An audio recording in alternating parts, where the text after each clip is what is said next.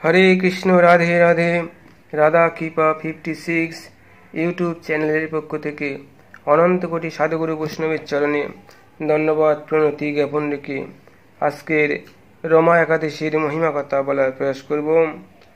তো ভক্তগণ, এখন আমরা রমা একাদশীর মহিমা কথা শ্রবণ করব।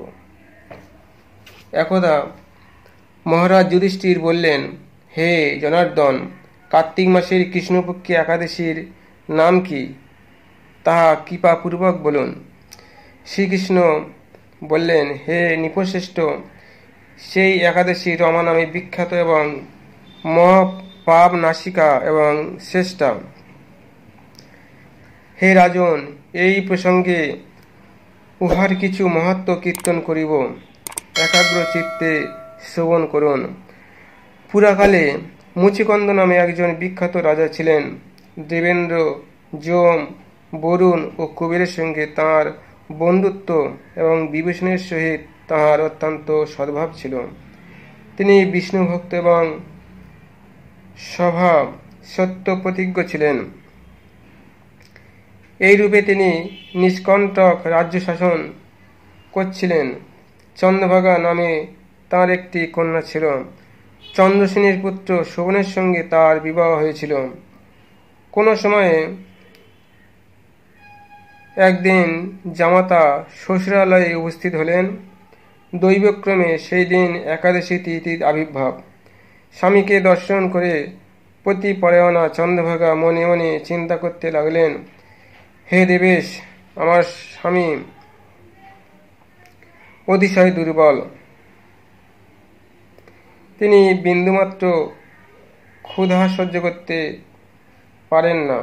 কিন্তু পিতা দশমীর দিনে রাজ্য মধ্যে সর্বত্র ঘোষণা করে দিয়েছেন যে হরিবাসরে আহার নিষিদ্ধ।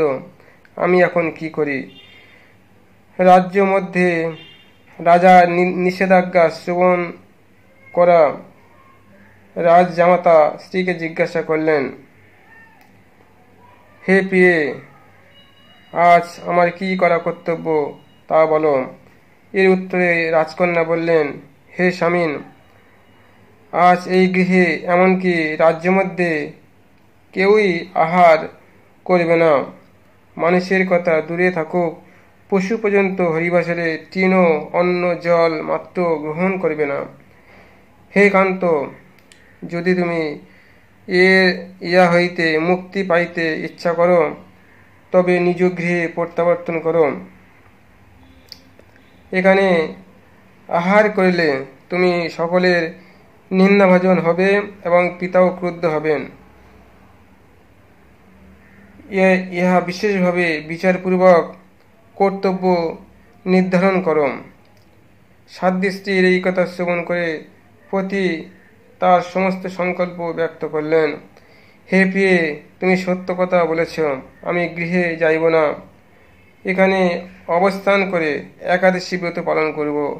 বিধি নিবন্ধন যা আছে তাহা অবশ্যই ঘটিবে। জামাতা শোভন এই ব্রত পালনে সত্য পরিকর হলেন। সমস্ত দিবস অতিক্রান্ত হয়ে রাত্রিভাগ আরম্ভ হল।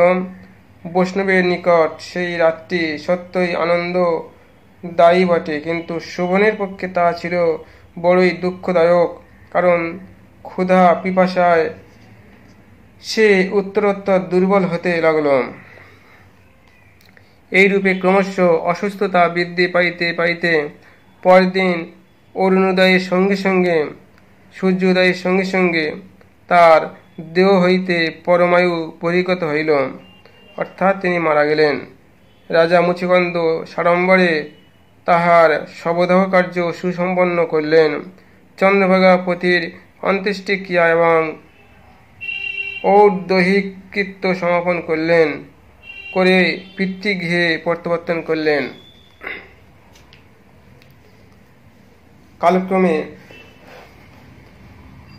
রমাব্রত প্রভাবে শোভন মন্দাচল পর্বতের উচ্চ শিখরে অনুপম সৌন্দর্য বিশিষ্ট এক রমণীয় দেবপুরী প্রাপ্ত হলেন। মুচুকুন্দপুরের সোমশর্মা নামক একজন ব্রাহ্মণ তীর্থ ভ্রমণ করতে করতে তথায় উপস্থিত হয়ে দেখলেন হেমন্তময় এক বিরাট পুরীতে রত্ন বৈদুর্য মণ্ডিত বিচিত্র স্ফটিক খচিত সিংহাসনে কিরীট কুণ্ডলযুক্ত হার কেউরভূষিত রাজরাজেশ্বর শোভন শোভায়মান। তিনি শ্বেত ছত্র চামর দ্বারা নিরাজিত হচ্ছেন। গন্ধর্ব এবং অপ্সরাগণ নানা উপহারে সেবা এবং বন্দনা করছেন।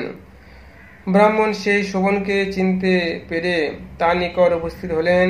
শোভনও সেই ব্রাহ্মণকে দর্শন করে আসন হতে উঠে তাঁর চরণ বন্দনা করলেন এবং মুচুকুন্দপুরের শ্বশুর এবং ভার্যার কুশল বার্তা জিজ্ঞাসা করলেন। ব্রাহ্মণ সকলের সুসমাচার জানিয়ে বিস্মিত হয়ে বললেন, এমন বিচিত্র মনোরমপুর আমি কখনো দর্শন করি নাই। ইহা আপনি কিরূপে প্রাপ্ত হইলেন তাহা সবিস্তারে বর্ণনা করুন, আমার বড়ই কৌতূহল জন্মিয়াছে। শোভন বললেন যে কার্তিক মাসের কৃষ্ণপক্ষিয়া রমা একাদশী সর্বব্রত মধ্যে শ্রেষ্ঠম। আমি উহা শ্রদ্ধা বিনা পালন করিলেও তাহার আশ্চর্যরূপ ফল প্রাপ্ত হয়েছি। আপনি কৃপাপূর্বক চন্দ্রভাগাকে সমস্ত বৃত্তান্ত বলবেন। সোমশর্মা মুচুকুন্দপুরে প্রত্যাবর্তন করিয়া চন্দ্রভাগার নিকট সমস্ত নিবেদন করলেন। ইহা শ্রবণ করে তিনি বললেন, তাহাকে দেখিতে আমার বিশেষ ইচ্ছা হইতেছে। আমাকে তাহার নিকট পৌঁছাইয়া দিবার জন্য আপনাকে একান্ত অনুরোধ করিতেছি। আমি ব্রত পালনে পূর্ণ প্রভাবে এই প্রকার ধ্রুবপুর স্থাপন করিব। এখন পতির সহিত পুনর্মিলন ব্যবস্থা করিয়া আপনি মহাপুণ্য সঞ্চয় করুন। তখন সোমশর্মা চন্দ্রভাগার সহিত বামদেবের আশ্রমে গমন করলেন। সেখানে ঋষি মন্ত্রভাবে এবং হরিবাসর ব্রত পালনের ফলে চন্দ্রভাগা দিব্য দেহ ধারণ করত দিব্য গতি লাভ করলেন এবং পতির নিকট অবনীত হলেন। স্বামী শোভন প্রিয়া ভার্যাকে দর্শন করিয়া অতীব আনন্দ অনুভব করলেন। বহুদিনের পর স্বামীর সঙ্গপ্রাপ্ত হইয়া চন্দ্রভাগা অকপটে আত্মপূর্ণ কথা জ্ঞাপন করলেন। হে প্রিয়, অদ্য 8 বর্ষ অতীত হইতে চলিল। আমি যাবৎকাল পিতৃগৃহে অবস্থান করিতেছিলাম তদবধি এই রমাব্রত উদযাপন করিয়া আসিতেছি। তাহার পুণ্য ফলে সর্বকাম সমৃদ্ধ হইয়া মহাপ্রলয়কাল পর্যন্ত এইরূপ স্থায়ী রাজ্য প্রাপ্ত হইব, এই দৃঢ় বিশ্বাস ছিল। হে নৃপশ্রেষ্ঠ, দিব্য বিগ্রহ শোভন দিব্য রূপা চন্দ্রভাগা সহ তথায় দিব্য সুখ ভোগ করতে লাগিলেন। পাপনাশিনী ও ভক্তিমুক্তি প্রদায়িনী রমা একাদশী মাহাত্ম্য আপনার নিকট কীর্তন করিলাম। যিনি ইহা শ্রবণ করিবেন তিনি সর্বপাপ মুক্ত হইয়া বিষ্ণুলোকে পূজিত হইবেন। হরে কৃষ্ণ কৃষ্ণ কৃষ্ণ হরে হরে, হরে রাম রাম রাম হরে হরে। আজকের এই বন্ধু রমা একাদশী ব্রত মহিমা সমাপ্ত করলাম এবং সকলের চরণে ধন্যবাদ প্রণতি জ্ঞাপন রেখে জানাতে চাই যে যদি এই ভিডিও ভালো লাগে আপনারা এই ভিডিওটি শেয়ার করবেন, কমেন্ট করবেন এবং যারা নতুন এই চ্যানেলে আছেন আপনারা কৃপা করে চ্যানেলকে সাবস্ক্রাইব করবেন। হরে কৃষ্ণ, রাধে রাধে।